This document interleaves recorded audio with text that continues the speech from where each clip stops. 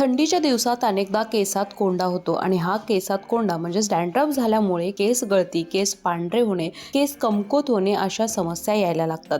संशोधनानुसार जगातील 80% लोक या डॅन्ड्रफच्या समस्येला बळी पडतात. अगदी लहान वयापासून ते मोठ्या व्यक्तींपर्यंत डॅन्ड्रफ बऱ्याच जणांच्या डोक्यात असतोच. पण त्यामुळे टक्कल पडतं का? चला तर या व्हिडिओमधून पाहूयात. केसात कोंडा झाला असेल तर आपण शॅम्पू बदलत राहतो आणि हार्ड शॅम्पू वापरल्यामुळे सुद्धा केस गळायला सुरुवात होते आणि त्यामुळे केस गळती जर वाढत गेली तर निश्चितच टक्कल पडण्याची समस्या वाढू शकते. त्याचबरोबर ड्रायरने आपण केस सुकवत असतो. जर तुम्ही नेहमीच ड्रायरने केस सुकवत असाल तर केस खराब होतात आणि त्यामुळे कोंडा तयार होतो आणि त्यामुळे पुन्हा केस गळती होऊन टक्कल पडू शकतं. केसात बुरशीचा संसर्ग झाल्यानंतर डोक्यावरची त्वचा ही ओलसर न राहता कोरडी पडते आणि त्यामुळे केस गळती पुन्हा वाढते. जर तुम्हाला कोंड्यामुळे केस गळती होते ती थांबवायची असेल तर निश्चितच तुम्हाला योग्य टिप्स फॉलो केल्या पाहिजेत.